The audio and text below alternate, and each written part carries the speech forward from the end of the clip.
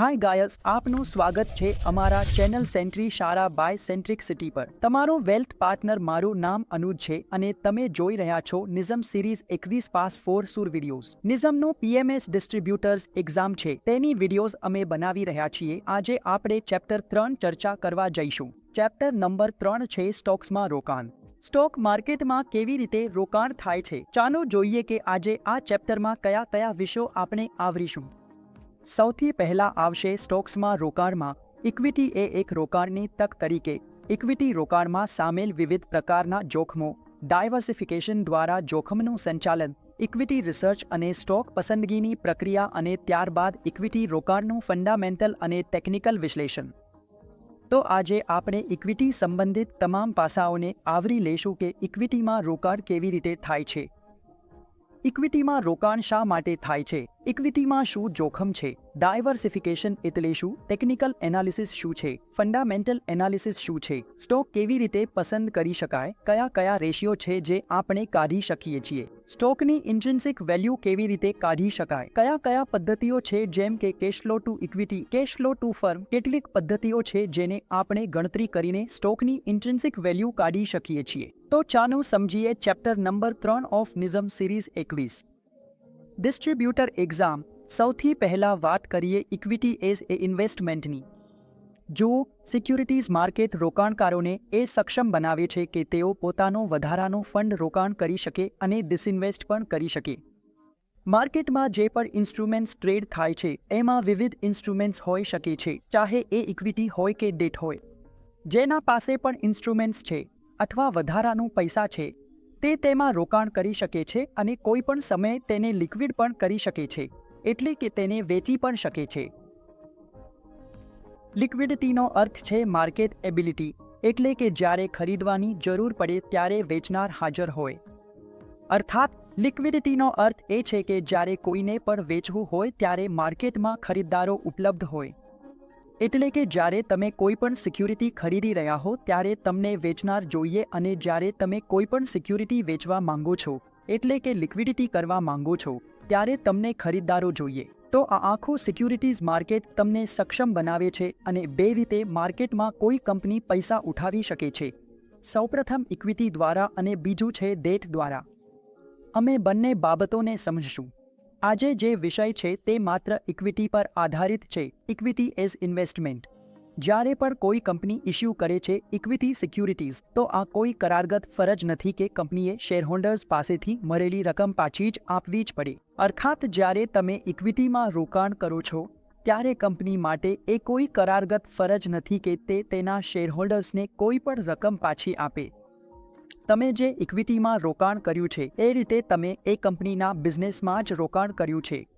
એટલે તમે જેટલા ટકા ઇક્વિટીમાં રોકાણ કરો છો એટલા ટકા તમે એ બિઝનેસના માલિક છો અને બિઝનેસમાં તમારી ભાગીદારી છે. એટલે કહેવાનો અર્થ એ છે કે કંપનીને જે નફો થશે તેમાં પણ તમને એ જ ટકા પ્રમાણે ભાગ મળશે અને કંપનીના નુકસાનમાં પણ તમારી ભાગીદારી રહેશે. આથી ઇક્વિટી ઇન્વેસ્ટર્સ માટે કંપની પર કોઈ ફરજિયાત જવાબદારી નથી કે કંપની તમને કોઈ કેશફ્લો આપે અથવા કેશફ્લોની શ્રેણી આપે અથવા કોઈ પણ પ્રકારની ચૂકવણી નિર્ધારિત હોય.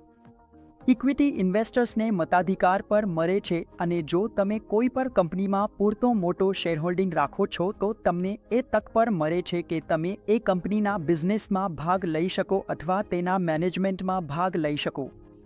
ઇક્વિટીમાં જે ઇન્વેસ્ટર્સ ઇક્વિટી શેરમાં રોકાણ કરે છે તેઓ બે રીતે ઈચ્છે છે કે તેમનું મૂડી વધે. સૌથી પહેલું છે મૂડીમાં વધારો, કેપિટલ એપ્રિસિએશન. તેમણે જે પૈસા રોક્યા છે તેઓ ઈચ્છે છે કે તેમાં થોડું મૂલ્યવર્ધન થાય અને બીજું છે ડિવિડેન્ડ આવક. દૈત એ ખાસ સિક્યુરિટી કે શેર કે કંપની તેમને ડિવિડેન્ડ પણ આપે. અને બંને જ કેસમાં કંપની તરફથી કોઈ ખાતરી નથી એક ઇક્વિટી રોકાણકારને કે મૂડીમાં વધારો પર મળશે કે ડિવિડેન્ડ આવક પર મળશે. આ માત્ર અને માત્ર કંપની પર જ આધાર રાખે છે. ડિવિડેન્ડ ચૂકવણી કંપનીની નફાકારકતા પર આધાર રાખે છે અને મૂડીમાં જે વધારો થાય છે તે બજારની પરિસ્થિતિઓ પર આધાર રાખે છે કે કંપની કેવી રીતે વિકાસ કરી રહી છે અને કંપનીની આવક કેવી રીતે વધી રહી છે. સમયની સાથે સાથે આ રીતે કંપનીના શેરનો ભાવ વધે છે અને જે રોકાણકારોએ ઇક્વિટીમાં રોકાણ કર્યું છે તેમને રિટર્ન મળે છે અને જો કંપની પાસે પૂરતા નફા હોય, વિતરણયોગ્ય નફા હોય તો કંપની તમને ડિવિડન્ડ રૂપે પર આપી શકે છે, એટલે કે ઇક્વિટી રોકાણકારોને તો કોઈ ખાતરી નથી, પણ ઇક્વિટી રોકાણ મુખ્યત્વે આ બે બાબતો માટે જ થાય છે. પહેલું કેપિટલ એપ્રિસિએશન અને બીજું છે ડિવિડન્ડ આવક. હવે જુઓ, ડેટમાં રોકાણ કરીને અથવા રિસ્ક ફ્રી એસેટમાં રોકાણ કરીને રોકાણકાર રિસ્ક ફ્રી રેટ કમાઈ શકે છે જો તેને સ્થિર રિટર્ન જોઈએ છે અથવા તેને વધારે જોખમ લેવું નથી. પણ જો તે વધારે રિટર્નની માંગણી કરે છે તો શક્ય છે કે તેને એડિશનલ જોખમ લેવું પડશે, એટલે કે ઇક્વિટીમાં.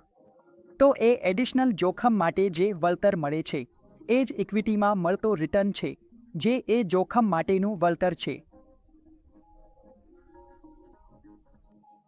જોખમ માટેનું વળતર મળે છે જે આપણે ઇક્વિટીમાં રોકાણ કરીને મેળવ્યું છે. તમે રિસ્ક ફ્રી એસેટમાં પૈસા મૂકો, તમે ડેટમાં પણ પૈસા મૂકી શકો છો, ભારત સરકારની સિક્યોરિટીમાં પણ પૈસા મૂકી શકો છો. જ્યાં જોખમ નથી અને ત્યાં તમે રિસ્ક ફ્રી રેટ મેળવી શકો છો, ત્યાં તમે રિસ્ક ફ્રી રેટ કમાઈ શકો છો. પણ જો તમે વધુ રિટર્નની શોધમાં છો તો ચોક્કસપણે તમારે ઇક્વિટી શેરમાં રોકાણ કરવું પડશે. હવે આપણે વાત કરીએ છીએ ઇક્વિટી ઇન્સ્ટ્રુમેન્ટ્સ દ્વારા જોખમના ડાયવર્સિફિકેશનની. ઇક્વિટી સાધનોમાં આપણે આપણા જોખમને કેવી રીતે વૈવિધ્યીકરણ કરી શકીએ. જુઓ, ઇક્વિટીમાં આપણે કેવી રીતે ડાયવર્સિફાય કરીએ છીએ.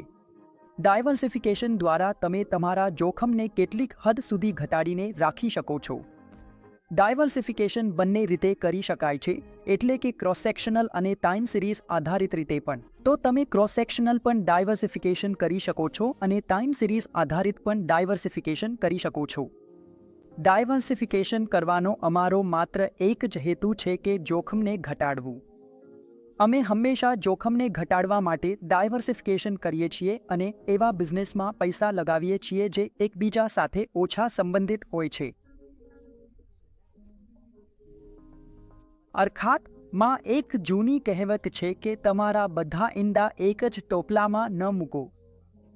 એનો અર્થ એ છે કે જો હું ઇક્વિટી વિશે વાત કરું તો ઇક્વિટી રોકાણકારને માત્ર એક જ બિઝનેસમાં પૈસા નથી લગાવવાના, પરંતુ વિવિધ સેક્ટર્સ અને પ્રદેશોમાં રોકાણકાર રોકાણ કરી શકે છે અને પોતાનો જોખમ ઘટાડીને અલગ અલગ બિઝનેસના શેરો રાખીને પોતાનું જોખમ ડાયવર્સિફાય કરી શકે છે.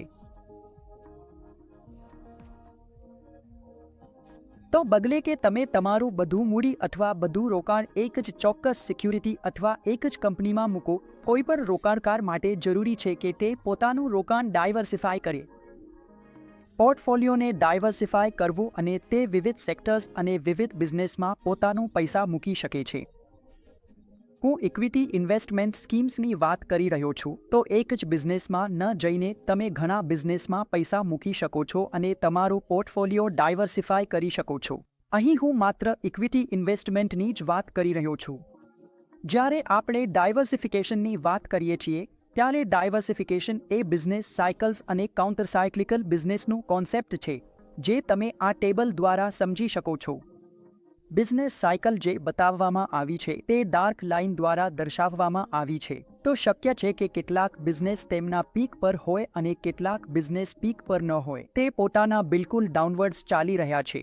જેમ કે અહીં બ્રોકન લાઇનમાં બતાવ્યું છે કે કેટલાક બિઝનેસ ઉપર છે, તેઓ પોતાના બિલકુલ પીક પર છે, કંપની ખૂબ જ સારું કરી રહી છે, અને કેટલાક બિઝનેસ બિલકુલ સારું કરી રહ્યા નથી, તેઓ ખૂબ જ નીચલા લેવલ પર ચાલી રહ્યા છે, જેઓનું કામ ખૂબ જ નીચલા સ્તરે છે, એટલે કે તેમના નફા વધી રહ્યા નથી અને કંપની ખૂબ જ મુશ્કેલ સમયમાંથી પસાર થઈ રહી છે. તો આ જે પ્રોડક્ટ છે એ બિઝનેસ છે. આને કાઉન્ટર સાયક્લિકલ ડિફેન્સિવ બિઝનેસ કહેવામાં આવે છે અને આવા જ પ્રોડક્ટ્સ અને બિઝનેસને આપણે કાઉન્ટર સાયક્લિકલ ડિફેન્સિવ બિઝનેસ કહીએ છીએ.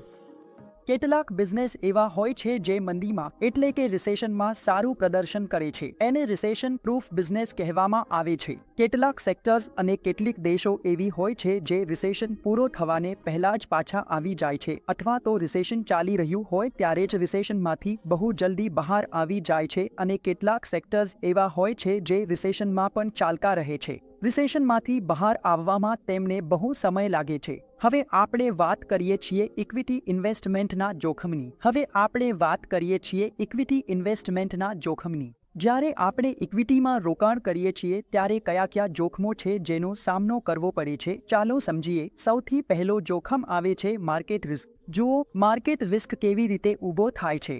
માર્કેટ રિસ્ક ઊભો થાય છે ઇક્વિટી શેરના ભાવમાં થતા ઉતાર ચઢાવથી. અર્થાત કોઈ પણ ક્ષણે ઇક્વિટી શેરની જે સિક્યુરિટી છે તેના ભાવ પ્રતિ સેકન્ડ બદલાતા રહે છે. દિવસભર માંગ અને પુરવઠા પ્રમાણે ભાવમાં ઉતાર ચઢાવ થતા રહે છે. કોઈ રોકાણકાર કોઈ શેર ખરીદવા માંગે છે તો કોઈ બીજો રોકાણકાર એ શેર વેચવા માંગે છે, અને કોઈ પણ ખાસ ટ્રેડિંગ સેશનમાં જો ખરીદનારાઓ વધારે હોય અને વેચનારાઓ ઓછા હોય તો એ સ્ટોકનો ભાવ ઉપર જાય છે. અને જેમાં વેચાણ દબાણ વધારે હોય, એટલે કે વેચનારાઓ વધારે હોય અને ખરીદનારાઓ ઓછા હોય, તો એ સ્ટોકમાં વેચાણ દબાણ વધારે જોવા મળે છે.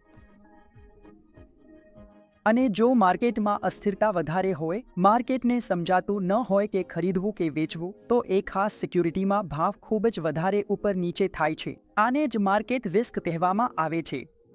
માર્કેટનો આ જ રિસ્ક છે કે તમારી સિક્યુરિટીના ભાવ ખૂબ જ ઝડપથી ફેરવાઈ શકે છે. એવું પણ થઈ શકે છે કે તમે ખરીદી કરો અને ખરીદતાની સાથે જ સેકન્ડોમાં જ ભાવ નીચે આવી જાય.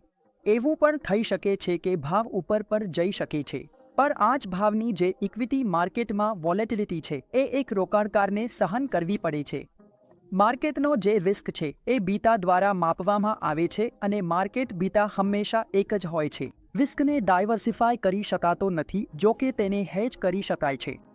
માર્કેટનો જે રિસ્ક છે તેને તમે ડાયવર્સિફાય કરી શકતા નથી. આ જે માર્કેટનો રિસ્ક છે, જેમ કે ઉદાહરણ તરીકે વ્યાજ દરનો રિસ્ક, આ વસ્તુને તમે ડાયવર્સિફાય કરી શકતા નથી. આ રિસ્ક આખા માર્કેટ પર લાગુ પડે છે.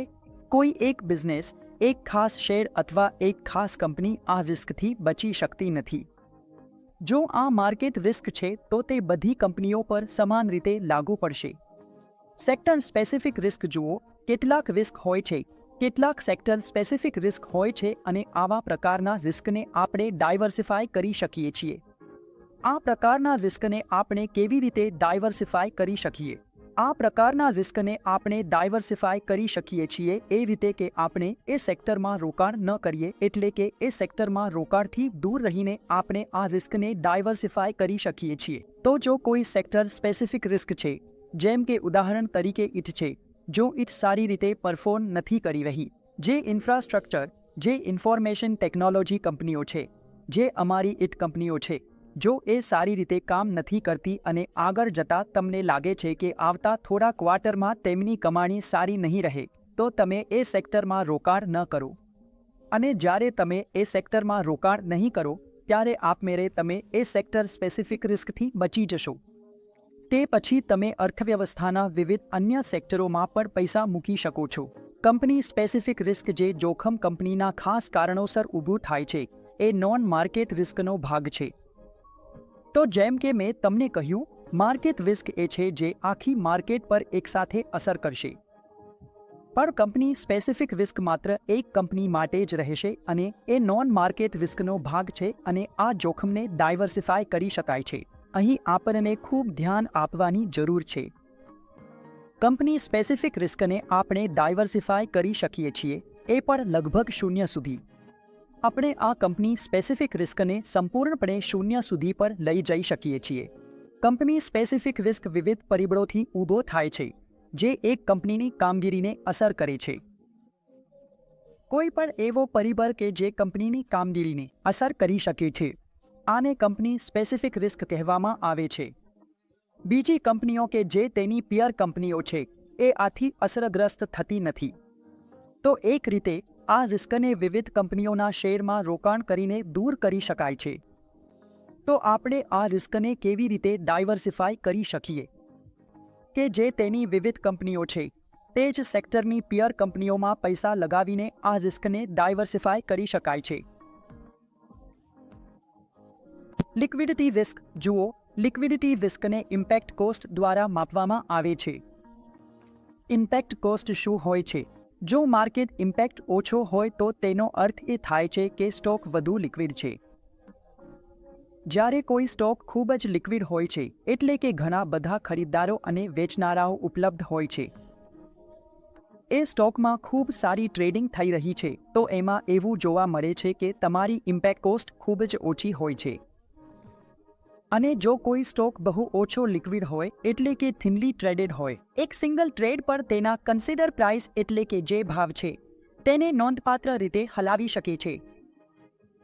એવું માનવામાં આવે છે કે આવા ભાવો અથવા આવા સ્ટોક્સ પર ખૂબ જ ઊંચી ઇમ્પેક્ટ કોસ્ટ આવે છે. હવે આપણે ઇક્વિટી માર્કેટ્સના ઓવરવ્યૂની વાત કરીએ કે ઇક્વિટી માર્કેટ્સ શું હોય છે, તેમાં કેવી રીતે રોકાણ કરી શકાય અને રોકાણ કરવાના ફાયદા શું છે. જુઓ, ઇક્વિટી માર્કેટ્સ તમારી કંપનીની નેટ એસેટ્સ પરની માલિકીનું પ્રતિનિધિત્વ કરે છે.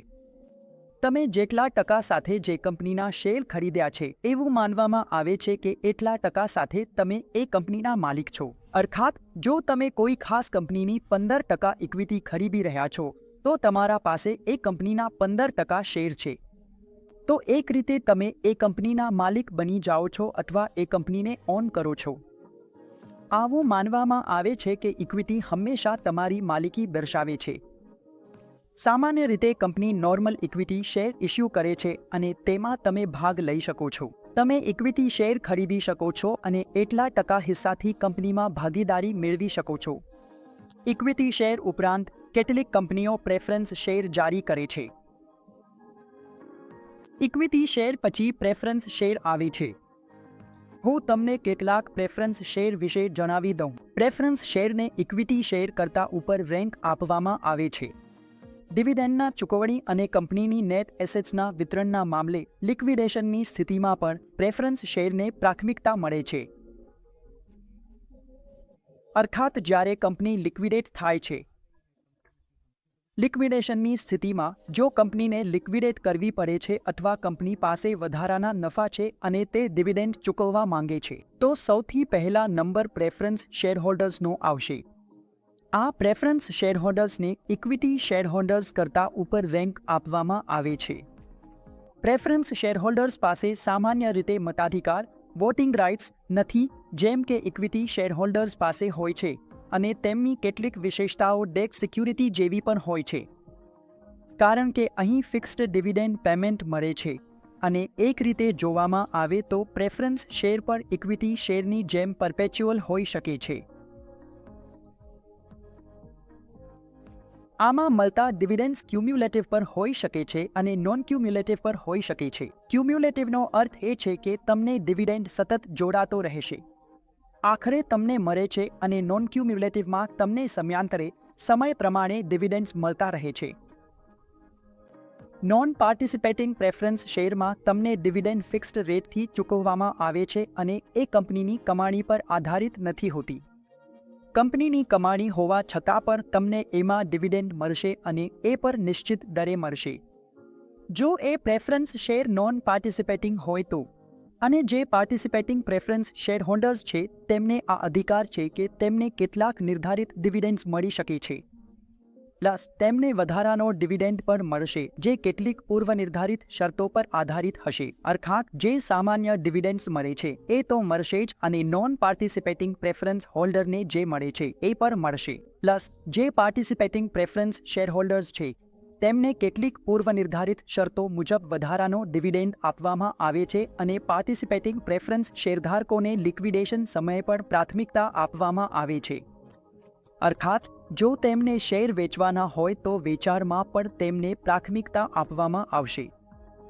પહેલા પાર્ટિસિપેટિંગ પ્રેફરન્સ શેરહોલ્ડર્સના શેર કંપની લિક્વિડેટ કરતી વખતે વેચવામાં આવશે. તેના પછી નોન પાર્ટિસિપેટિંગ પ્રેફરન્સ શેરો લિક્વિડેટ કરવામાં આવશે. પ્રેફરન્સ શેરો કન્વર્ટિબલ પણ હોઈ શકે છે.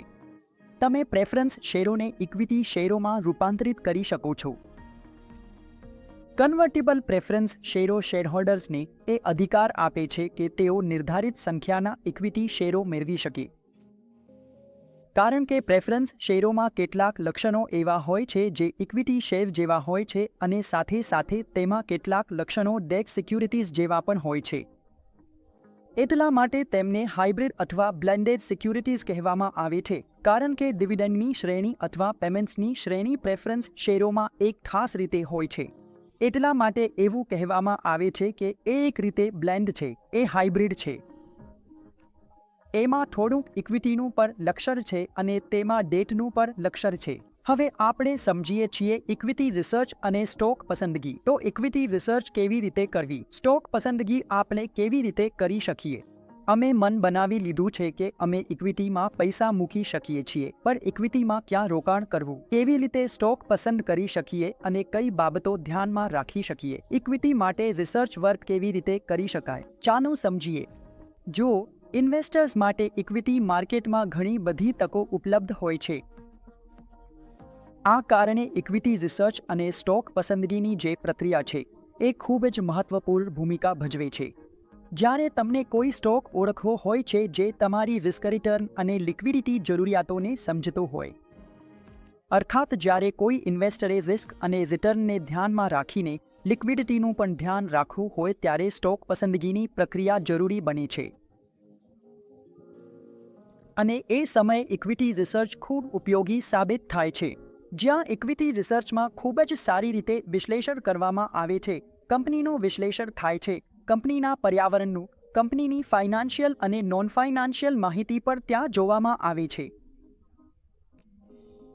જે સેક્ટર સાથે કંપની સંકળાયેલી છે એ સેક્ટરના ડાયનેમિક્સ પણ જોવામાં આવે છે. કંપનીના સ્પર્ધકો જોવામાં આવે છે. આર્થિક પરિસ્થિતિઓ વગેરે જેવી બધી બાબતોનું મૂલ્યાંકન ઇક્વિટી રિસર્ચ દ્વારા કરવામાં આવે છે. જો ઇક્વિટી રિસર્ચ કરવાનો ફાયદો શું છે, અમે રિસર્ચ શા માટે કરી રહ્યા છીએ. જેમ કે મેં તમને કહ્યું, ઇક્વિટી રિસર્ચ પાછળનો મુખ્ય વિચાર એ છે કે સ્ટોકની આંતરિક કિંમત શોધવી અને તેને માર્કેટ પ્રાઇસ સાથે સરખાવવી. અર્થાત આપણને સ્ટોકની આંતરિક કિંમત સુધી પહોંચવું છે અને પછી તેને માર્કેટ પ્રાઇસ સાથે સરખાવવું છે અને ત્યારબાદ નક્કી કરવું છે કે આપણે કોઈ ખાસ સિક્યોરિટી ખરીદવી, રાખવી કે વેચવી છે. કે જે આંતરિક કિંમત આપણે કાઢી છે તેના આધારે માર્કેટ પ્રાઇસ શું ચાલી રહી છે અને પછી આપણે આ સ્ટોક ખરીદવો, વેચવો કે રાખવો જોઈએ. સ્ટોક પસંદગી માટે ઘણા ફ્રેમવર્ક્સ અને ઘણી પદ્ધતિઓ ઉપલબ્ધ છે. કેટલાક એનાલિસ્ટ ફંડામેન્ટલ એનાલિસિસનો ઉપયોગ કરે છે, કેટલાક ટોપ ડાઉન અભિગમ અપનાવે છે તો કેટલાક બોટમ અપ અભિગમ અપનાવે છે. એનાલિસ્ટ કેટલાક માત્રાત્મક સ્ક્રીનિંગ પણ કરે છે. સ્ટોક પસંદગી માટે ટેકનિકલ ઇન્ડિકેટર્સનો પણ ઉપયોગ કરે છે, એટલે આ બધી જ વસ્તુઓ એનાલિસ્ટ ઉપયોગ કરી શકે છે. આ બધી બાબતો વિશે આપણે હવે આગળ જોઈશું. સૌપ્રથમ આપણે ફંડામેન્ટલ એનાલિસિસની વાત કરીએ.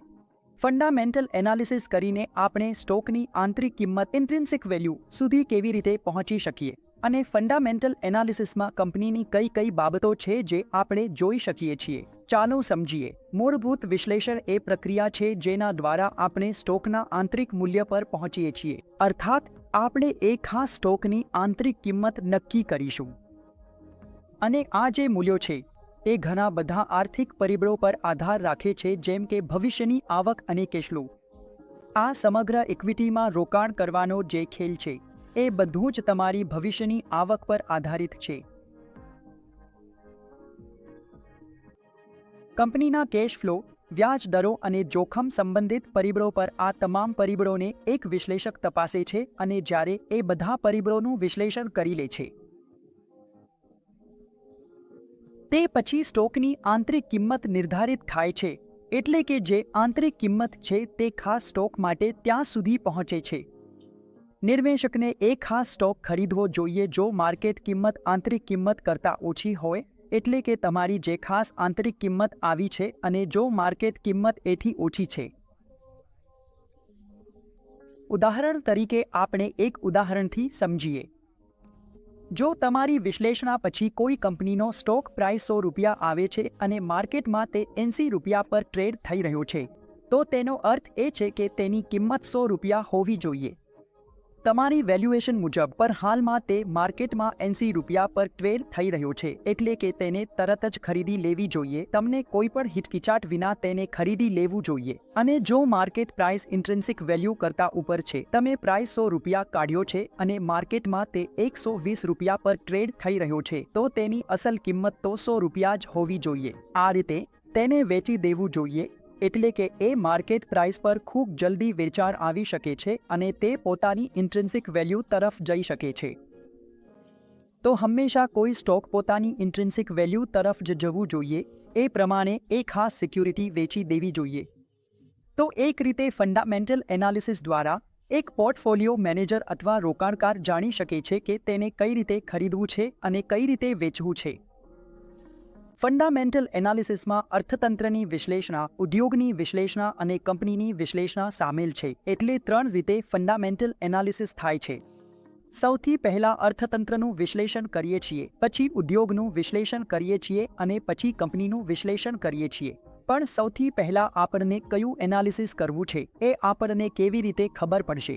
એ આપણને ખબર પડશે ફંડ મેનેજરની જે અપ્રોચ છે તેની પોર્ટફોલિયો બિલ્ડિંગ અપ્રોચ પરથી. એ ટોપ ડાઉન અપ્રોચ છે કે બોટમ અપ અપ્રોચ છે એ ફંડ મેનેજર પર નિર્ભર કરે છે.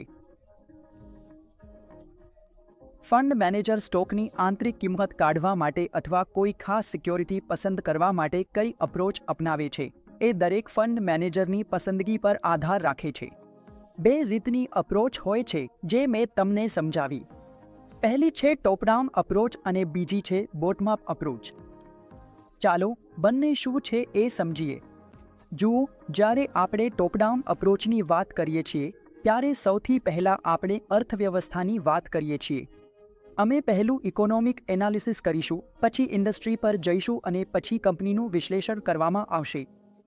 તો બોટમ અપ અપ્રોચમાં શું થાય છે? સૌથી પહેલા ફંડ મેનેજરો કોઈ એક કંપની પસંદ કરે છે, એક સ્ટોક પ્રાઇસ પસંદ કરે છે, કંપનીનું વિશ્લેષણ કરે છે, ભવિષ્યની કમાણીનું વિશ્લેષણ કરે છે અને તેની આંતરિક કિંમત કાઢે છે. પછી તેને તેના પિયર્સ સાથે સરખાવે છે. ઉદ્યોગનું સંપૂર્ણ વિશ્લેષણ કરે છે. ઉદ્યોગ કેવી રીતે ચાલી રહી છે અને આગળ કેવી રીતે વધશે તેનું પણ વિશ્લેષણ કરે છે. કેવી રીતે તે સમગ્ર અર્થતંત્રમાં પોતાનું યોગદાન આપી શકે છે અને પછી છેલ્લે આર્થિક વિશ્લેષણ કરવામાં આવે છે. આ છે બોટમ અપ અપ્રોચ. બંને જ અભિગમ યોગ્ય છે. કોઈ પણ ફંડ મેનેજર કોઈ પણ અભિગમ અપનાવી શકે છે. હવે આપણે જોઈએ છીએ બાય સાઇડ રિસર્ચ સામે sales side research. Sales side analyst જે એનાલિસ્ટ હોય છે તેઓ ખાસ ફર્મ્સ માટે કામ કરે છે, કંપનીઓ માટે જે તેમને investment banking services, broking services, advisory services તેમના ક્લાયન્ટ્સ માટે પ્રદાન કરે છે. તો તેઓ પોતાની રિસર્ચ રિપોર્ટ્સ કંપનીઓ પર ઇસ્યુ કરે છે અને ભલામણ કરે છે કે કઈ સિક્યુરિટી ખરીદવી, વેચવી કે રાખવી જોઈએ અને આ ભલામણોમાં સામેલ હોય છે એનાલિસિસ કેવી રીતે કરે છે.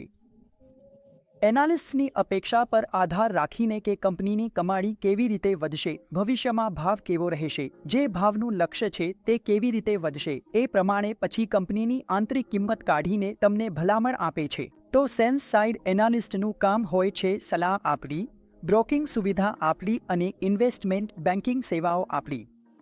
જ્યારે બીજી બાજુ બાય સાઇડ, બીજી બાજુ જે બાય સાઇડના એનાલિસ્ટ હોય છે તેઓ મની મેનેજર્સ માટે કામ કરે છે, જે પૈસા રોકાણ કરે છે, જે પૈસા મેનેજ કરે છે. એટલે કે જેમ કે મ્યુચ્યુઅલ ફંડ્સ, હેજ ફંડ્સ, પેન્શન ફંડ્સ અને પોર્ટફોલિયો મેનેજર્સ જે પોતાના ક્લાયન્ટ્સની તરફથી તેમના પોતાના રોકાણ ખાતાઓ માટે સિક્યુરિટીઝ ખરીદે અને વેચે છે. તો આ એનાલિસ્ટ શું કરે છે? તેઓ રોકાણ માટેની ભલામણો જનરેટ કરે છે જે તેમના આંતરિક ઉપયોગ માટે હોય છે અને સંસ્થાની અંદર ફંડ મેનેજર્સ દ્વારા ઉપયોગમાં લેવાય છે. તો આવા લોકોને બાય સાઇડ એનાલિસ્ટ કહેવામાં આવે છે. હવે આપણે સ્ટોક એનાલિસિસ પ્રક્રિયા પર આવી ગયા છીએ કે આપણે સ્ટોકનું વિશ્લેષણ કઈ રીતે કરીએ છીએ. એ પ્રક્રિયા શું છે? જુઓ, જેમ કે મેં તમને પહેલા પર કહ્યું હતું કે કોઈ પણ રોકાણની કિંમત કેવી રીતે નિર્ધારિત થાય છે, તો એ નિર્ધારિત થાય છે એના અપેક્ષિત કેશ ફ્લો અને કંપનીના આવનારા કેશ ફ્લો પરથી. અને એનાલિસ્ટ કે રોકાણકાર જે રિક્વાયર્ડ રેટ ઓફ રિટર્ન રાખે છે, એટલે કે ડિસ્કાઉન્ટેડ રેટ પર. એટલે કે ભવિષ્યમાં જે કેશ ફ્લો આવશે અને આજે જે રિક્વાયર્ડ રેટ ઓફ રિટર્ન છે જેને આપણે ડિસ્કાઉન્ટેડ રેટ પણ કહીએ છીએ. તો આ બંને વસ્તુઓ રોકાણની કિંમત નિર્ધારિત કરવા માટે જરૂરી હોય છે. અને જે કેશ ફ્લો વિશે આપણે વાત કરી રહ્યા છીએ સામાન્ય રીતે એ ઘણા બધા આર્થિક પરિસ્થિતિઓથી પ્રભાવિત થાય છે. અર્થાત ઘણી બધી એવી વસ્તુઓ છે જે અપેક્ષિત કેશ ફ્લોઝને પ્રભાવિત કરે છે. તો એક એનાલિસ્ટને આર્થિક ચર પરિબળોની ખૂબ સારી સમજ હોવી જોઈએ. અને જે મેક્રો ઇકોનોમિક એનાલિસિસ છે તે તમને આ બધા વિષયોમાં જાણકારી આપે છે, સેક્ટર્સ વિશે, કંપની એનાલિસિસ વિશે કે તમે કઈ રીતે કરી શકો.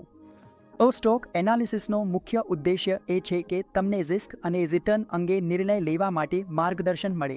તમે જોઈને રિસ્ક અને રિટર્નનો યોગ્ય નિર્ણય લઈ શકો. માર્કેટમાં તમે ઇન્ડસ્ટ્રી લેવલ, કંપની અને પછી સ્ટોક લેવલ પર માર્કેટ લેવલથી શરૂ કરીને ઇન્ડસ્ટ્રી અને કંપની લેવલ સુધી એક સ્ટોકને જોઈ શકો છો. અને સ્ટોક એનાલિસિસમાં પણ આ જ 3 પગલાં છે. તેમાં કંપની અને માર્કેટનું વિશ્લેષણ જરૂરી છે. સમજો. સૌથી પહેલાં તમે સમજશો કે ઇકોનોમિક એનાલિસિસ શું છે. પહેલાં ઇકોનોમિક એનાલિસિસ, પછી ઇન્ડસ્ટ્રી એનાલિસિસ અને પછી તમારું કંપની એનાલિસિસ આવે છે. હવે આપણે ઇકોનોમિક એનાલિસિસની વાત કરીએ. જુઓ, કેટલાક ઇકોનોમિક એનાલિસિસ અથવા કેટલાક મેક્રો ઇકોનોમિક પરિસ્થિતિઓ એવી હોય છે જે તમામ ઇન્ડસ્ટ્રીઝને અથવા ઇન્ડસ્ટ્રીની અંદર તમામ કંપનીઓને અસર કરે છે.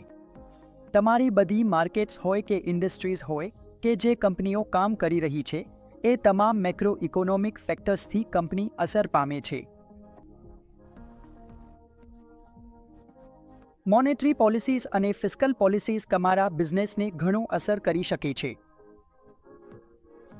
અને ઉદાહરણ તરીકે જો હું વાત કરું તો કેટલીક ફિસ્કલ પોલિસીઝ કે ઇનિશિયેટિવ્સ છે, જેમ કે સરકાર દ્વારા લેવામાં આવેલા પગલાં, જેમ કે ટેક્સમાં ઘટાડો કંપનીએ કહ્યું છે અથવા કોર્પોરેટ ટેક્સમાં ઘટાડો કંપની કહે છે. કહેવામાં આવે છે કે જો સરકાર કહે છે કે ટેક્સમાં ઘટાડો થવાનો છે અથવા અમે કોર્પોરેટ ટેક્સ ઘટાડીને આપશું, તો એ તમારી કંપનીને વિકાસ કરવા માટે પ્રોત્સાહિત કરે છે, કારણ કે કંપનીને ઓછો ટેક્સ ચૂકવવો પડશે અને તેમના પાસે વધુ પૈસા બચશે અને પછી તેઓ એ પૈસા પોતાના બિઝનેસમાં લગાવી શકે છે. તો આ રીતે ટેક્સ ઘટાડવાનો લેવાયેલો નાનો પગલાં પર કંપનીની જે વેલ્યુએશન છે તેને ખૂબ જ સારી રીતે વધારી શકે છે. આ રીતે કેટલીક મોનેટરી પોલિસી પણ હોય છે જે અર્થતંત્રમાં પૈસાની સપ્લાયને ઘટાડે છે, જે બિઝનેસના વિસ્તરણ માટેની યોજનાઓ અને વર્કિંગ કેપિટલની જરૂરિયાતોને અસર કરે છે. તો માર્કેટમાં જો મોનેટરી પોલિસી હેઠળ સરકારી વ્યાજ દરો વધારી દે છે અથવા તમારા સેન્ટ્રલ બેન્કો વ્યાજ દરો વધારી દે છે, તો એ રીતે એક પ્રકારનો દબાણ આવી જાય છે કે બિઝનેસને કેપિટલની જરૂરિયાત હોય ત્યારે તેઓ એ કેપિટલ લઈ શકતા નથી, કારણ કે ઊંચા વ્યાજ દરો હોવાને કારણે તેમને કેપિટલ ખૂબ જ મોંઘું પડે છે. આ કારણે તેઓ પોતાના એક્સપેન્શન પ્લાન્સને અમલમાં મૂકી શકશે નહીં અને થોડીક હદ સુધી તેમની કંપનીની વેલ્યુએશન અને પ્રોફિટ્સ પર પણ તેનો અસર પડી શકે છે. તો એક મોટું મેક્રો ઇકોનોમિક અનુમાન જરૂરી છે જ્યારે તમે કોઈ પણ સિક્યુરિટી, સેક્ટર, ફર્મ અથવા ઇક્વિટીનું મૂલ્યાંકન કરો છો. ઘણી બધી વસ્તુઓ છે. આ બધી વસ્તુઓ કરીને તમે એક રીતે અનુમાન લગાવી શકો છો અને તમારી સેક્ટર ઇકોનોમી, ફર્મ અથવા ઇક્વિટી કેવી રીતે મૂલ્યાંકન કરવી તે જોઈ શકો છો. આ બધી વસ્તુઓ તમારે જોવી જ પડશે. જુઓ, એક બહુ જ મહત્વપૂર્ણ વાત એ છે કે એનાલિસ્ટે શું કરવું જોઈએ. એનાલિસ્ટ સામાન્ય રીતે શું કરે છે? તેઓ સરકાર દ્વારા આપવામાં આવતી આર્થિક આંકડાઓને ખૂબ જ નજીકથી જોડે છે. પછી ભલે તમારી કોઈ પણ અર્થવ્યવસ્થા હોય, એ વિકસિત હોય કે વિકસતી અર્થવ્યવસ્થા હોય, તમારી સરકાર જે કંઈ કરી રહી છે કે તમારા સેન્ટ્રલ બેંક દ્વારા વ્યાજ દરોને લઈને જે પણ પગલાં લેવામાં આવે છે, એ બધું એનાલિસ્ટો એ બધું ખૂબ જ નજીકથી જોવે છે. અમારા જે ઇન્ડેક્સ છે, જેને સામાન્ય રીતે આર્થિક સૂચકાંકોના ઇન્ડેક્સ તરીકે માનવામાં આવે છે, તો આર્થિક સૂચકાંકોના ઇન્ડેક્સ જેમ કે તમારો CPI, માસિક મહેસૂલી સૂચકાંકો, તમારો ઇન્ડસ્ટ્રીયલ પ્રોડક્શન ઇન્ડેક્સ અનેની વૃદ્ધિ દર છે. તો એક વિશ્લેષક આર્થિક અને આર્થિક પરિસ્થિતિઓને ખૂબ જ સારી રીતે જુએ છે. વ્યાજ દરોની જે અસ્થિરતા છે તેને પણ જોવામાં આવશે. તો ઘણી બધી બાબતો છે જે એક વિશ્લેષકને જોવી પડે છે જ્યારે તે કોઈ મેક્રો આર્થિક અનુમાન કરવાનો પ્રયાસ કરે છે. પછી આવે છે ઇન્ડસ્ટ્રી સેક્ટર વિશ્લેષણ. હવે શું કરીએ છીએ? અમે ઇન્ડેક્સ ઇન્ડસ્ટ્રી અને કોઈ ખાસ સેક્ટરને વિશ્લેષણ કરવાનો પ્રયાસ કરીએ છીએ. ઇન્ડસ્ટ્રી વિશ્લેષણ એ ખૂબ જ અગત્યનો ભાગ છે જે અમારા 3 પગલાઓમાંનો એક છે જે મેં તમને ટોપ ડાઉન સ્ટોક વિશ્લેષણના પગલાં તરીકે જણાવ્યા હતા. તો જો તમે ટોપ ડાઉન વિશ્લેષણ કરી રહ્યા છો તો સૌથી પહેલા તમે અર્થતંત્રનું વિશ્લેષણ કરી લીધું, મેક્રો ઇકોનોમિક ફેક્ટર્સ જોયા છે. પછી તમે એક ઇન્ડસ્ટ્રી પસંદ કરી છે અને હવે તમે એ ઇન્ડસ્ટ્રી પર આવી ગયા છો. તમે ઇન્ડસ્ટ્રી સેક્ટર સ્પેસિફિક વિશ્લેષણ કરી રહ્યા છો. ઇન્ડસ્ટ્રી વિશ્લેષણ તમને એક રીતે વધુ મદદ કરે છે અનપ્રોફિટેબલ અને પ્રોફિટેબલ અવસરો ઓળખવામાં. અર્થાત ક્યાં રોકાણકારોનું પૈસા વધી શકે છે, ક્યાં વધુ શક્યતાઓ છે નફાકારક અવસરોની અને ક્યાં અનપ્રોફિટેબલ અવસરો છે. તો એક રીતે જે મેક્રો વિશ્લેષણ ઉદ્યોગનું કરવામાં આવ્યું છે તેના પછી એ જાણી શકાય છે કે કઈ ઉદ્યોગો બિઝનેસ સાયકલ સાથે સંબંધિત છે અને એ બિઝનેસ સાયકલમાં રોકાણ કરી શકાય છે. જો ઉદ્યોગોની કામગીરી એ પર આધાર રાખે છે કે તે બિઝનેસ સાયકલના કયા સ્ટેજમાં છે. અર્થાત જુદી જુદી ઉદ્યોગો જુદા જુદા બિઝનેસ સાયકલના તબક્કાઓમાં અલગ રીતે કામગીરી કરે છે. બિઝનેસ સાયકલના વિવિધ તબક્કાઓમાં કંપનીઓ તેમના સંબંધના આધારે ખૂબ જ અલગ રીતે વર્તન કરી શકે છે. હું તમને થોડું સમજાવું તો બિઝનેસ સાયકલ સાથે જોડાયેલા જુદા જુદા શેર વિશે જણાવીશ. આને જે રીતે વર્ગીકૃત કરવામાં આવ્યા છે તે સાયક્લિક અને નોન સાયક્લિકલ સેક્ટર્સ તરીકે કરવામાં આવ્યા છે.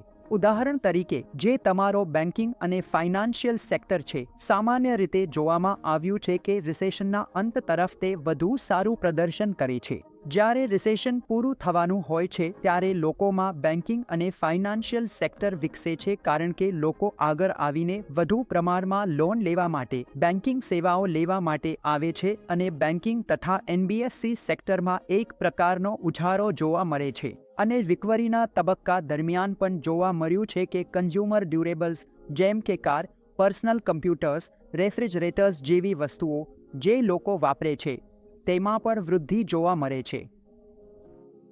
આ ખૂબ જ આકર્ષક રોકાણ બની જાય છે. તો જ્યારે રિકવરીના તબક્કામાં હોય છે ત્યારે આવી વસ્તુઓની માંગ પર વધી જાય છે. સાયક્લિકલ ઇન્ડસ્ટ્રી શું હોય છે? આકર્ષક રોકાણો છે આર્થિક રિકવરીના શરૂઆતના તબક્કાઓ દરમિયાન. જ્યારે જોવા મળે છે કે ખૂબ શરૂઆતનો તબક્કો છે, અર્થવ્યવસ્થાની રિકવરી શરૂ થઈ છે, તો તમે સાયક્લિકલ ઇન્ડસ્ટ્રીમાં જઈ શકો છો. આ સેક્ટર્સમાં ઓપરેટિંગ ખર્ચો વધારે હોય છે અને જ્યારે આપણે બિઝનેસ સાયકલના ટોચ પર હોઈએ ત્યારે મહામૂલ્યવધારો, ઇન્ફ્લેશન વધી જાય છે. જ્યારે માંગ સપ્લાયને વટાવી જાય છે, એટલે કે માંગ બહુ વધારે છે અને તમારી સપ્લાય ઓછી છે. આ કારણથી જ ઇન્ફ્લેશન વધવા લાગે છે. જ્યારે તમે બિઝનેસ સાયકલના ટોચ પર હોવ છો ત્યારે આ અને ઇન્ફ્લેશન વિવિધ ઉદ્યોગોને અલગ રીતે અસર કરે છે. કેટલીક ઉદ્યોગો એવી હોય છે જે આ ઇન્ફ્લેશનને આગળ પસાર કરી દે છે અથવા જે પણ ઉત્પાદન ખર્ચ છે તે ખર્ચ ગ્રાહકો પર મૂકી દે છે. ખાસ કરીને જે પણ કોમોડિટી છે તેના ભાવ વધારીને. આ કારણે તેમની આવક પર કોઈ અસર થતી નથી અને તેમના નફા પર મોંઘવારીથી અસંવેદનશીલ રહે છે કારણ કે તેમણે ખર્ચ આગળ પસાર કરી દીધો છે. મંદી દરમિયાન પણ કેટલીક કંપનીઓ સારું પ્રદર્શન કરે છે અથવા કેટલીક ઉદ્યોગો બીજી કંપનીઓ કરતાં વધુ સારું કરે છે. ડિફેન્સ ઇન્ડસ્ટ્રીઝ જેમ કે કન્ઝ્યુમર સ્ટેપલ્સ, ફાર્માસ્યુટિકલ્સ, એફએમસીજી આવા સેક્ટર્સ છે જે મંદી દરમિયાન પર સારી રીતે કાર્ય કરે છે. મંદી દરમિયાન પર ફાર્માસ્યુટિકલ્સ, એફએમસીજી જેવા સેક્ટર્સ સારી રીતે કામ કરતા જોવા મળ્યા છે. આ સમયગાળામાં જોવા મળ્યું છે કે ગ્રાહકોની ખર્ચ કરવાની ક્ષમતા ઘટી જાય છે, પણ છતાં લોકો જરૂરી વસ્તુઓ પર ખર્ચ કરે છે. જે જરૂરિયાત છે, જે મૂળભૂત જરૂરિયાત છે તેના પર તો ખર્ચ થવાનો જ છે. તો આ રીતે પણ કેટલીક કંપનીઓ એવી છે જે મંદી દરમિયાન પર સારી રીતે પ્રદર્શન કરે છે. આ જુઓ, એનાલિસ્ટે જોવું પડશે કે કંપની કઈ સ્ટેજ પર છે, કંપની જીવનચક્રની કઈ સ્ટેજમાં છે, એ પ્રમાણે પછી તે કંપની પસંદ કરી શકે છે. આ ગ્રાફમાં જુઓ, સૌથી પહેલા પરિચય છે, પછી વૃદ્ધિ છે, પછી પરિપક્વતા છે અને પછી ઘટાડો છે. આપણે સમજીએ કે ઇન્ટ્રોડક્શન સ્ટેજમાં શું થાય છે. ગ્રોથ સ્ટેજ શું છે, પરિપક્વતા શું છે અને પછી આપણે ઘટાડા તરફ જઈશું. ઇન્ટ્રોડક્શન સ્ટેજ એ કંપનીની એવી સ્ટેજ છે જ્યાં ઉદ્યોગ માત્ર નમ્ર વેચાણનો અનુભવ કરે છે.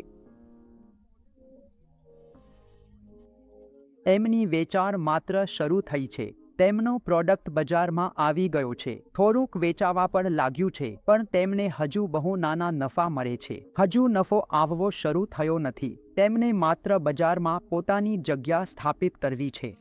વેચાવા તો લાગ્યું છે, પણ તેમના જે માર્જિન છે એ બહુ ઓછા છે, નફો પણ બહુ ઓછો છે, કારણ કે શક્ય છે કે સ્પર્ધા બહુ વધારે હોય આ કેસમાં, અને જે માર્કેટ પ્લેસ છે તેમાં એક ખાસ પ્રોડક્ટ માટે એ ઇન્ડસ્ટ્રીમાં શક્ય છે કે બજાર બહુ નાનું હોય. એટલા માટે સામાન્ય રીતે ફંડ્સને ઇન્ડસ્ટ્રીમાં જોવામાં આવે છે. ત્યાં વિકાસ ખર્ચ પણ બહુ વધારે હોય છે, કારણ કે તેમને પોતાનું પ્રોડક્ટ બજારમાં સ્થાપિત કરવું પડે છે. આથી આ છે ઇન્ડસ્ટ્રી લાઈફ સાયકલનો પરિચય તબક્કો. હવે બીજો તબક્કો આવે છે, જે છે વૃદ્ધિનો તબક્કો. જુઓ આ તબક્કામાં શું થઈ રહ્યું છે. આ તબક્કા દરમિયાન બજારે તમારા પ્રોડક્ટને સંપૂર્ણ રીતે વિકસિત કરી દીધું છે.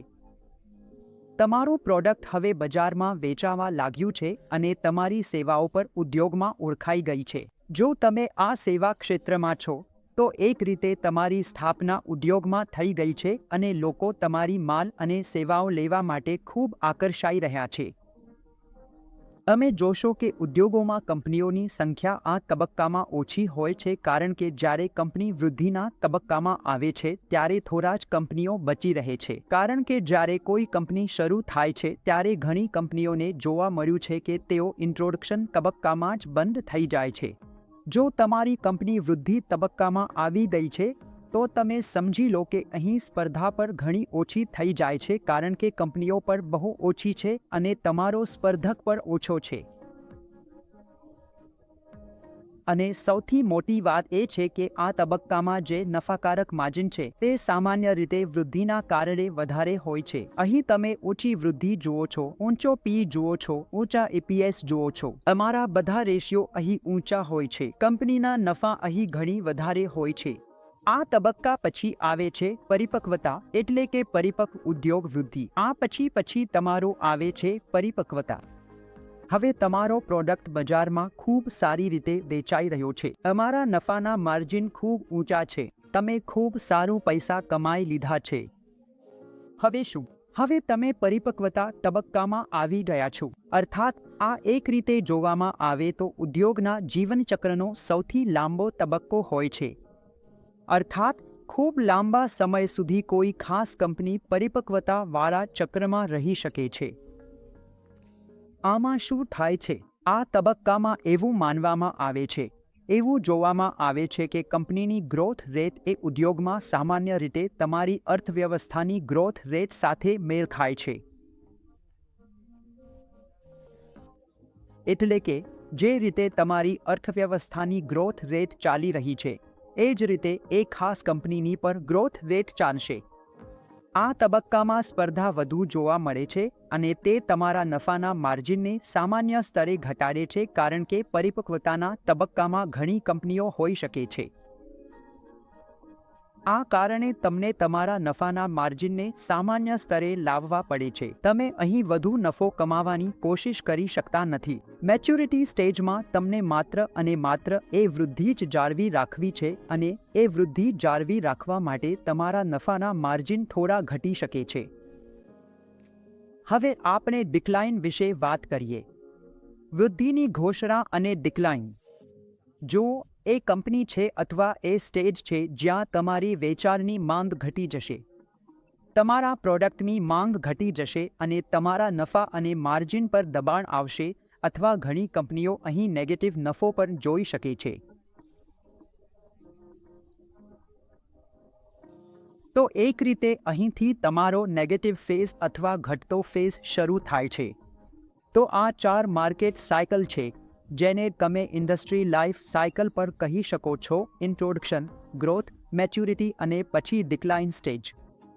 હવે આપણે કંપની એનાલિસિસ વિશે વાત કરીએ. અમે મેક્રો ઇકોનોમિક એનાલિસિસ જોયું, અમે ઇન્ડસ્ટ્રીયલ એનાલિસિસ પણ જોયું. હવે આપણે કંપની એનાલિસિસ પર આવી ગયા છીએ અને કંપની એનાલિસિસ આપણા ટોપ ડાઉન અભિગમમાં સ્ટોક્સનું વિશ્લેષણ કરવા માટેનું અંતિમ પગલું છે. જ્યારે આપણે સ્ટોક્સનું વિશ્લેષણ કરીએ છીએ ત્યારે આ છેલ્લું પગલું છે. જુઓ, કંપની એનાલિસિસ આપણને વેલ્યુ સ્ટોક શોધવા માટે જરૂરી છે. કંપનીની જે વેલ્યુ છે એ કાઢવા માટે, ખાસ કરીને જે શેર પ્રાઇસ છે એ નક્કી કરવા માટે, અને આ પ્રમાણે તેના ઘણા બધા ઘટકો હોઈ શકે છે. જેમ કે આપણે કંપનીના ફાઇનાન્શિયલ સ્ટેટમેન્ટ્સ જોઈ શકીએ છીએ. એ એનાલિસિસ માટે શરૂઆતનો પોઈન્ટ બની શકે છે. પ્રોફિટ એન્ડ લોસ એકાઉન્ટનું એનાલિસિસ થઈ શકે છે. Balance sheet, cash flow statements, કંપનીના એકાઉન્ટ્સ જોઈ શકીએ છીએ. કંપનીના ફાઇનાન્શિયલ સ્ટેટમેન્ટ્સમાં જે ફાઇનાન્શિયલ પરફોર્મન્સના આંકડા આપવામાં આવે છે તે આપણે જોઈ શકીએ છીએ. કંપનીના રેશિયો પણ જોવા પડે છે કે કેવી રીતે કંપનીના ઇન્ડસ્ટ્રી ટ્રેન્ડ્સ છે, હિસ્ટોરિક એવરેજ છે. આ બધું ધ્યાનમાં રાખીને તમે કંપનીનું એનાલિસિસ કરી શકો છો અને તેના સ્ટોક પ્રાઇસ સુધી પહોંચી શકો છો. અને આ કોઈ પણ કંપનીના સ્ટોકને એનાલાઇઝ કરવા માટે ખૂબ જ મહત્વપૂર્ણ ભાગ છે. કંપનીનું એનાલિસિસ કરવા માટે કંપની એનાલિસિસ એક બીજો ભાગ પર છે. કંપની એનાલિસિસ આપણને એ પણ બતાવે છે કે તમને કંપનીની સ્પર્ધાત્મક વ્યૂહરચનાઓ કેવી રીતે છે તેનું પણ એનાલિસિસ કરવું પડશે. એક કંપની ડિફેન્સિવ વ્યૂહરચના અપનાવી શકે છે. જુઓ, કંપની બે વ્યૂહરચનાઓ અમલમાં મૂકી શકે છે. એક તો ડિફેન્સિવ વ્યૂહરચના હોય છે અને બીજી એગ્રેસિવ વ્યૂહરચના હોય છે. ડિફેન્સિવ વ્યૂહરચનામાં કંપની પોતાને એ રીતે પોઝિશન કરે છે કે તેમની સામે જે સ્પર્ધાત્મક શક્તિઓ છે તેમની તુલનામાં કંપનીની ક્ષમતા ઓછી હોય છે. એટલે કે તમે શ્રેષ્ઠ કંપની સુધી પહોંચવાનો પ્રયાસ કરો છો પણ તેમને હરાવી શકતા નથી. પણ જ્યારે તમે એગ્રેસિવ વ્યૂહરચના ઉપયોગ કરો છો ત્યારે શું થાય છે? ફર્મ પોતાની સંપૂર્ણ શક્તિથી પ્રયાસ કરે છે કે સ્પર્ધાત્મક શક્તિઓ લાવી શકાય, એટલે કે તમે એક રીતે બેન્ચમાર્ક સેટ કરો છો. ઉદ્યોગમાં સ્પર્ધાત્મક વ્યૂહરચના બે રીતે હોય છે. કંપની વિશ્લેષણમાં સ્પર્ધાત્મક વ્યૂહરચનાનું વિશ્લેષણ પણ સામેલ છે. કંપની વિશ્લેષણમાં જ્યારે આપણે કંપનીને જોઈએ છીએ ત્યારે બે પ્રકારની વિશ્લેષણ પણ ખૂબ જ જરૂરી હોય છે. અને માઇકલ પોર્ટરે બે મુખ્ય વ્યૂહરચનાઓ સૂચવેલી છે. પ્રથમ છે કોસ્ટ લીડરશિપ અને બીજી છે ડિફરન્શિએશન. ચાલો સમજીએ કે કોસ્ટ લીડરશિપ શું છે. સૌપ્રથમ, આ કેટેગરી હેઠળ કંપનીને ખૂબ જ ઓછી કિંમતમાં ઉત્પાદન કરનાર બનવું પડે છે. અર્થાત એક ખાસ કંપની એ ઈચ્છે છે કે તેમની ઉત્પાદન ખર્ચ ખૂબ જ ઓછી આવે, એટલે કે જે ઉત્પાદન તૈયાર થાય તેની કિંમત બહુ ઓછી હોય, જેથી તેઓ આગળ જઈને તેને સારા માર્જિન પર વેચી શકે અને સારો નફો કમાઈ શકે. આ કારણસર જે કંપની ઉદ્યોગમાં કોસ્ટ લીડર બનવા માંગે છે તે એક રીતે કોસ્ટ લીડર બનવા ઈચ્છે છે અને ખર્ચમાં મળતી એડવાન્ટેજ ઉદ્યોગ પ્રમાણે અલગ અલગ હોઈ શકે છે. તો અહીં કોસ્ટ લીડરશિપમાં મુખ્ય વાત એ છે કે કંપની તમને ઓછી કિંમતમાં ઉત્પાદન પૂરું પાડે છે. ડિફરન્શિએશન સ્ટ્રેટેજી અહીં શું હોય છે? કંપની પોતાને ઉદ્યોગમાં ખૂબ જ અનોખી રીતે રજૂ કરે છે. ઉદ્યોગમાં રહેલી શક્યતાઓ વચ્ચેનો અર્થ છે. તેમની ડિફરન્શિએશન ઉદ્યોગ પ્રમાણે અલગ અલગ હોય છે. સૌપ્રથમ આપણે જોવું પડશે કે બિઝનેસ મોડલ શું છે. એક નિશ્ચિત ઉદ્યોગમાં કંપની શું કરી રહી છે, કેવી રીતે કરી રહી છે અને અન્ય કંપનીઓના ગ્રાહકો કોણ છે. ગ્રાહકો જે પ્રોડક્ટ ખરીદી રહ્યા છે અને વેચી રહ્યા છે તે કેમ કરી રહ્યા છે અને કંપની કેવી રીતે પોતાના ગ્રાહકોને સેવા આપી રહી છે. હવે આપણે ઇન્ટ્રિન્સિક વેલ્યુના અંદાજ વિશે વાત કરીએ. કઈ રીતે આપણે એક સ્ટોકની ઇન્ટ્રિન્સિક વેલ્યુ કાઢી શકીએ અને કયા પદ્ધતિઓ છે જેના દ્વારા આપણે સ્ટોકની ઇન્ટ્રિન્સિક વેલ્યુ કાઢી શકીએ. સૌથી પહેલા આવે છે ડિસ્કાઉન્ટેડ કેશ ફ્લો મોડલ. જુઓ, સૌથી યોગ્ય પદ્ધતિ જે સ્ટોકનું મૂલ્યાંકન કરવા માટે અને તેની ઇન્ટ્રિન્સિક વેલ્યુ કાઢવા માટે છે તે છે ડિસ્કાઉન્ટેડ કેશ ફ્લો મોડલ, જેને આપણે કહીએ છીએ એ એનાલિસ્ટ માટે સૌથી યોગ્ય પદ્ધતિઓમાંની એક છે. આમાં 3 વસ્તુઓ જાણવી જરૂરી હોય છે. સૌથી પહેલા, ભવિષ્યના કેશ ફ્લોની શ્રેણી, કેશ ફ્લોની ટાઈમિંગ અને રોકાણકારોને મળતી અપેક્ષિત રિટર્ન રેટ, જેને આપણે ડિસ્કાઉન્ટ રેટ પર કહીએ છીએ. અને જો તમારી પાસે આ ત્રણેય વસ્તુઓ ઉપલબ્ધ હોય તો પછી તો એ એક સરળ ગણિત બની જાય છે. પ્રેઝન્ટ વેલ્યુ કાઢવી અને એક રીતે એ પોટેન્શિયલ એ રીતે માનવામાં આવશે કે પોટેન્શિયલ રોકાણકાર આજે કેટલો પૈસા રોકાણ કરવા માંગે છે. એના બદલે જે કેશ ફ્લો અથવા કેશ ફ્લોની શ્રેણી તેને સમયગાળા દરમિયાન મળશે. તો સરળ ભાષામાં ડિસ્કાઉન્ટેડ કેશ ફ્લો પદ્ધતિ આપણને એ જ આવે છે. હવે સૌથી મહત્વની વાત આવે છે કેશ ફ્લોની. જ્યારે આપણે કોઈ કંપનીનું મૂલ્યાંકન કરીએ છીએ ત્યારે સૌથી પહેલાં કેશ ફ્લો એટલે કે આઉટફ્લો અને ઇનફ્લો સૌથી મહત્વપૂર્ણ ભાગ છે કે કઈ સ્ટેજ પર કેટલા ઇનફ્લો આપણને મળ્યા છે અને બિઝનેસના કેટલા આઉટફ્લો રહ્યા છે અને જે ડિસ્કાઉન્ટ રેટ છે તે કેવી રીતે આપણે ભવિષ્યના કેશ ફ્લોને આજે ડિસ્કાઉન્ટ કરીએ છીએ અને તેની આજની પ્રેઝન્ટ વેલ્યુ કાઢી લઈએ છીએ. તો ફરીથી આ ડિસ્કાઉન્ટેડ કેશ ફ્લો પદ્ધતિ છે બિઝનેસને પ્રોજેક્ટ કરવા માટે. હવે જોવામાં આવે છે કે બિઝનેસના કેશ ફ્લોને જોવા માટે બે રીતો છે. સૌથી પહેલાં આપણે બે રીતે બિઝનેસના કેશ ફ્લોને જોઈ શકીએ છીએ. સૌથી પહેલાં આવે છે free cash flow to the firm, જેને આપણે FCF કહીએ છીએ. હા, જે કેશ ફ્લો છે એ તમારો એ કેશ ફ્લો છે જ્યાં કોઈ પણ પેમેન્ટ્સ, ખાસ કરીને ડેટ, કર્જ પર પેમેન્ટ્સ કરવાની પહેલાં જે કેશ ફ્લો હોય છે એ ધ્યાનમાં લેવામાં આવે છે. એટલે કે જ્યારે તમે ડેટની પેમેન્ટ કરી નથી એ પહેલાં જેટલી પણ પેમેન્ટ્સ છે, એટલે કે ફર્મ માટે જે પણ છે, તમારી જે કેશ ફ્લો છે પેમેન્ટ્સ કરવાની પહેલાં જે છે એ જ કન્સિડર કરવામાં આવશે. અને આ કેપિટલ બધા કેપિટલ કોન્ટ્રીબ્યુટર્સ માટે ઉપલબ્ધ છે, એટલે કે ઇક્વિટી અને ડેટ બંને માટે. હું ફરીથી કહું છું, જે કેશ ફ્લો છે ડેટ ઓબ્લિગેશન્સ પર કોઈ પણ પેમેન્ટ્સ કરવાની પહેલાં જે કેશ ફ્લો હોય છે એ જ કન્સિડર કરવામાં આવશે. એટલે કે તમને અહીં વ્યાજની પેમેન્ટ કેશ ફ્લોમાંથી કાઢીને બતાવવાની નથી. કોઈ પણ વ્યાજ કે બીજું કંઈ કાપવું નથી. જ્યારે તમે SF ગણતરી કરો છો ત્યારે જે પણ કેશ ફ્લો છે આખોનો આખો એ જ રીતે ઉપયોગમાં લેવાશે. જ્યારે તમે free cash flow to the firm ગણતરી કરો છો, કારણ કે આ બંને કેપિટલ માટે હોય છે, એટલે કે ઇક્વિટી અને ડેટ બંને માટે, અને બીજું જે કેશ ફ્લોનું મેથડ છે એ માત્ર ઇક્વિટી ઇન્વેસ્ટર્સ માટે છે. હવે શું થાય છે? ડેટની ઓબ્લિગેશન્સ પરના વ્યાજના ચૂકવણીને આપણે માંથી એટલે કે free cash flow to the ફર્મમાંથી ઘટાડીએ છીએ. તો જો તમે વ્યાજની ચૂકવણી જે ડેટ પર છે તેને ઘટાડો અને પછી જેટલું નવું બોરો કર્યું છે એટલે કે નેટ બોરોઈંગ તેને ઉમેરો, તો તમે free cash flow to the equity સુધી પહોંચી જશો. અર્થાત પર તો બિલકુલ જ સરળ છે. Free cash flow for equity એ રીતે ગણતરી કરવામાં આવશે. Free cash flow to the ફર્મમાંથી વ્યાજ ઘટાડીને અને નેટ બોરોઈંગ ઉમેરીને જે free cash flow for the equity છે તેમાં આપણે વ્યાજ કાઢી નાખીશું અને નેટ બોરોઈંગ ઉમેરીશું, તો એ આપણો free cash flow for equity બની જશે. હવે વાત કરીએ ડિસ્કાઉન્ટ રેટની. કયા પદ્ધતિઓ આપણે ડિસ્કાઉન્ટ રેટ માટે ઉપયોગમાં લઈશું? ચાલો સમજીએ કે ફર્મની કિંમત કેવી રીતે ગણવી. જો આપણે અહીં ફર્મની કિંમત કાઢી રહ્યા છીએ તો ધ્યાન રાખજો કે FCFને વેટેડ એવરેજ કોસ્ટ ઓફ કેપિટલથી ડિસ્કાઉન્ટ કરવામાં આવે છે, જે બંને ડેટ અને ઇક્વિટીનો વિચાર કરે છે. તો જેમ કે આપણે જોયું, FCF એટલે free cash flow to the firm એ બંને માટે હોય છે. એ ડેટ અને ઇક્વિટી હોલ્ડર્સ બંને માટે હોય છે, જેમાં આપણે વ્યાજદરમાં જે બાંધછોડ છે તે માઇનસ કરતા પહેલા કેશ ફ્લોઝની શ્રેણી લઈએ છીએ. એ જ રીતે જ્યારે અહીં આપણે FCFF કાઢીશું ત્યારે તેને આપણે ડિસ્કાઉન્ટ કરીશું વેટેડ એવરેજ કોસ્ટ ઓફ કેપિટલથી, જે બંને ડેટ અને ઇક્વિટી માટે ગણવામાં આવે છે.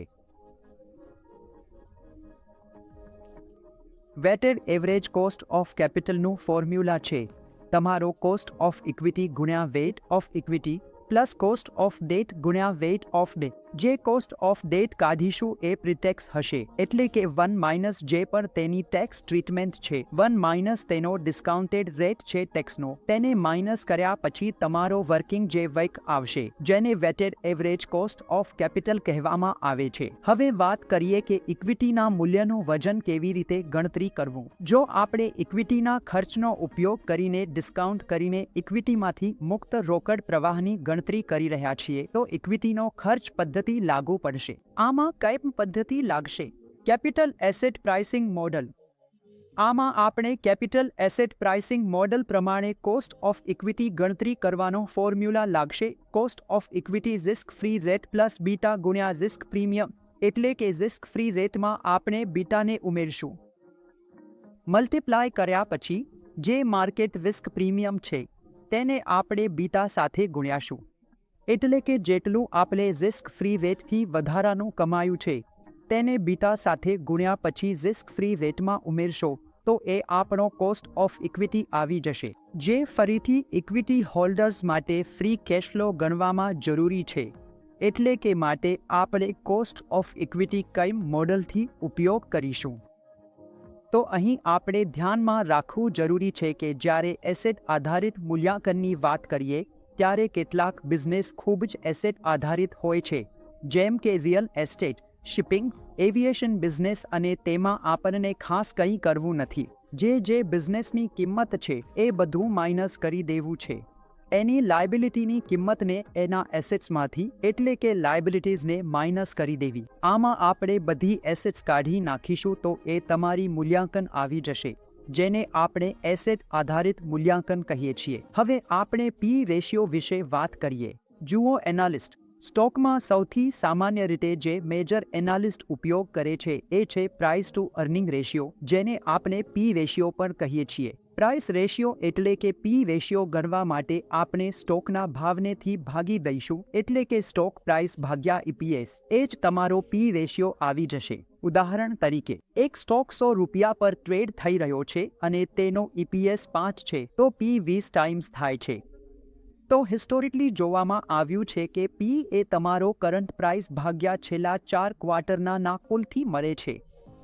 એટલે હિસ્ટોરિકલ પી કાઢવા માટે છેલ્લા 4 ક્વાર્ટરના કુલને આપણે માર્કેટ પ્રાઇસથી ભાગીએ છીએ. પણ જો તમને લીડિંગ પી કાઢવી હોય તો કરંટ સ્ટોક પ્રાઇસને આગળના 4 ક્વાર્ટરના અંદાજના કુલથી ભાગવું પડે છે. તો ફોરવર્ડ પી કાઢવા માટે તમને આગળના 4 ક્વાર્ટરનો અંદાજ પર લેવો પડશે. માર્કેટ પ્રાઇસને આગળના 4 ક્વાર્ટરના અંદાજથી ભાગો તો તમારો ફોરવર્ડ ઇપીએસ આવી જશે. અહીં સીધી વાત છે કે તમે માનો છો કે સ્ટોક આપણને ઇપીએસ બતાવે છે. સ્ટોક શું છે? સ્ટોક આપણને જે સ્ટોક ઇપીએસ અથવા આપે છે તે શું છે?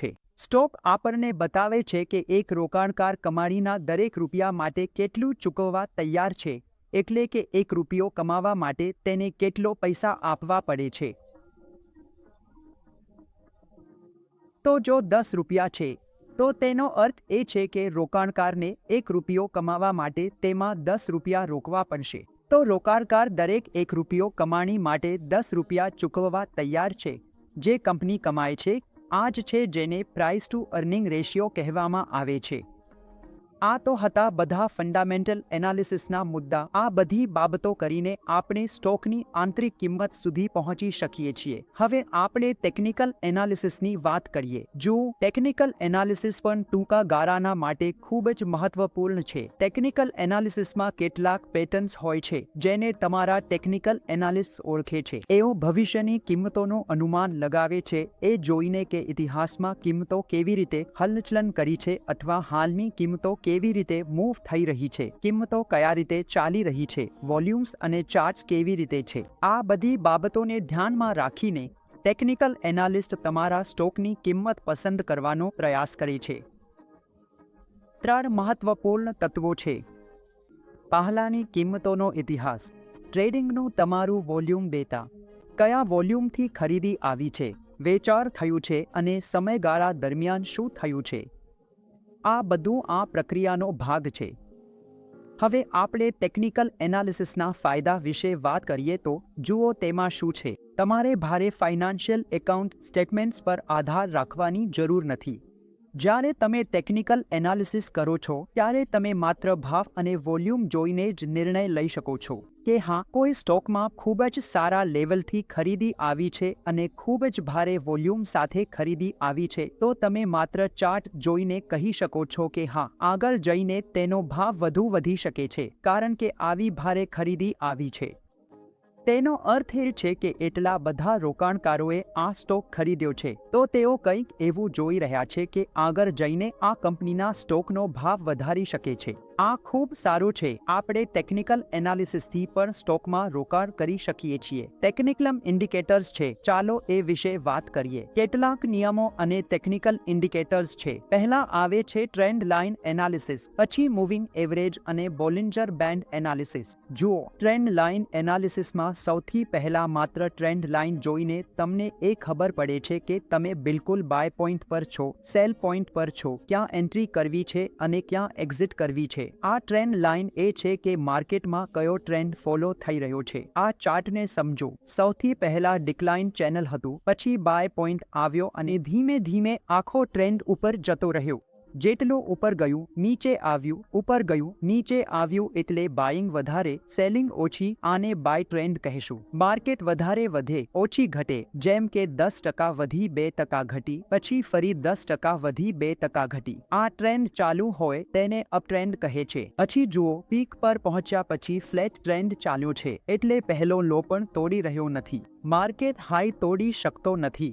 માર્કેટ રેન્જમાં આને ફ્લેટ ટ્રેન્ડ કહેવામાં આવે છે અને જ્યારે માર્કેટ અગાઉના લોને તોડી જાય છે, સતત લો જેને આપણે લોઅર લો કહીએ છીએ, બનાવતો જાય છે. લોઅર લો આપણે કહીએ છીએ, આને કહેવાય છે ડિક્લાઇનિંગ ટ્રેન્ડ. એટલે ત્યાંથી તમારો ટ્રેન્ડ ડિક્લાઇન થઈ ગયો અને પછી જે પહેલાનો મોટો લો છે તેના આસપાસ આવી જાય છે, તો ફરી એ એન્ટ્રી પોઈન્ટ બની જાય છે. તો એનાલિસિસ, જે ફંડામેન્ટલ અને ટેકનિકલ એનાલિસિસ છે, એ આવી બાબતોને જોઈને સ્ટોક પ્રાઇસ પસંદ કરવાનો પ્રયાસ કરે છે. મૂવિંગ એવરેજ એનાલિસિસ આવી જાય છે. આ પછી સૌથી લોકપ્રિય ટેકનિકલ એનાલિસિસ ઇન્ડિકેટર છે, જેમાં આપણે 5, 10, 30, 50, 100 અને 200 દિવસની મૂવિંગ એવરેજ ગણીએ છીએ. જ્યારે પણ એવરેજ પ્રાઇસ આ ગણતરી કરેલી ડેઇલી એવરેજની નજીક આવે છે, ત્યારે જોવા મળે છે કે પ્રાઇસ મૂવમેન્ટ ઝડપી થાય છે. જો તમારી 50 દિવસની એવરેજ 100 દિવસની એવરેજની નજીક આવી છે અને પ્રાઇસ નીચે આવી છે, તો તમે નિર્ભર કરો. માનવામાં આવે છે કે તમે ત્યાં થોડી ખરીદી શરૂ કરી શકો છો. બોલિંજર બેન્ડ એનાલિસિસ. બોલિંજર બેન્ડ એનાલિસિસ શું છે? આ માત્ર એક નોર્મલ વિતરણ છે કે આપણે કેવી રીતે ગણતરી કરીશું. માર્કેટ પ્રાઇસની મૂવિંગ એવરેજથી જે ડિવિએશન છે, એટલે કે મૂવિંગ એવરેજ અને આજની ચાલતી માર્કેટ પ્રાઇસ વચ્ચે કેટલો ફરક છે. ઉદાહરણ તરીકે, જો ભાવ એટલે કે સ્ટોકનો ભાવ સ્ટાન્ડર્ડ ડિવિએશનથી ઉપર, તેની મૂવિંગ એવરેજથી ઉપર ચાલી જાય છે, તો તમારો સ્ટોક કદાચ ઓવરબોટ ગણાય છે. એટલે કે આપણે કહીએ છીએ કે સ્ટોક ઓવરબોટ થઈ ગયો છે. અને જો ભાવ સ્ટાન્ડર્ડ ડિવિએશનથી નીચે, મૂવિંગ એવરેજથી નીચે જાય છે, તો સ્ટાન્ડર્ડ ડિવિએશન મુજબ ભાવ મૂવિંગ એવરેજથી નીચે પહોંચી ગયો છે. સ્ટોકને કદાચ ઓવરસોલ્ડ માનવામાં આવે છે. તો આ 3 વસ્તુઓ છે જે ટેકનિકલ એનાલિસિસમાં કામ કરે છે. કોર્પોરેટ ગવર્નન્સ સમજવામાં. કોર્પોરેટ ગવર્નન્સ એ આવે છે કે તમારા કોર્પોરેટ્સ કયા રીતે ગવર્ન થાય છે. આ બધું એ પર આધાર રાખે છે કે સરકારના પાસેથી ગવર્નન્સના પાસા કેવી રીતે છે. નિયમો અને નિયમાવલીઓ આવે છે, કરાર પણ આવે છે. સંસ્થાઓ શું છે, જેમ કે સ્ટોક એક્સચેન્જ, જે સ્ટાન્ડર્ડ્સની યાદી છે, ઓડિટ પ્રક્રિયા છે, અને આ બધું દેશ પ્રમાણે, સમય પ્રમાણે, કંપની કદ, માલિકી પર આધાર રાખે છે. કયા રીતે તમારી સરકાર છે એ તમારી જે પ્રેક્ટિસ છે એ અનુસરાઈ રહી છે કે નહીં. કોર્પોરેટ જે પ્રેક્ટિસ છે એ કેવી રીતે અનુસરાઈ રહી છે. કયા કયા ટેક્સ છે એ સરકાર પ્રમાણે, દેશ પ્રમાણે બદલાય છે. તો તમને ક્યાંય પણ રોકાણ કરતા પહેલા કોર્પોરેટ ગવર્નન્સ સારી રીતે સમજવી પડશે. ચાલો હવે આપણે આપના પ્રશ્નો પર આવી જઈએ. કેટલાક નમૂનાના પ્રશ્નો જોઈએ. પ્રથમ, દેશ ઇન્ડસ્ટ્રી ઉછાળો અને ઘટાડો સામાન્ય આર્થિક પ્રવૃત્તિઓને ખૂબ નજીકથી અનુસરે છે. અન્ય ઇન્ડસ્ટ્રીઝની તુલનામાં સાયક્લિકલ, કન્ઝ્યુમર સ્ટેપલ્સ, ડિફેન્સ અને ફાઇનાન્શિયલ. તો આપણે જોયું કે સાયક્લિકલ ઇન્ડસ્ટ્રીઝ સામાન્ય આર્થિક પરિસ્થિતિઓને બહુ નજીકથી અનુસરે છે અન્ય ઇન્ડસ્ટ્રીઝની તુલનામાં. હવે સામાન્ય અનુમાન હેઠળ ફક્ત ડિવિડન્ડ સાથે વાત કરીએ જે સ્થિર દરે વધે છે તો ઇન્ટ્રિન્સિક વેલ્યુ શું હશે?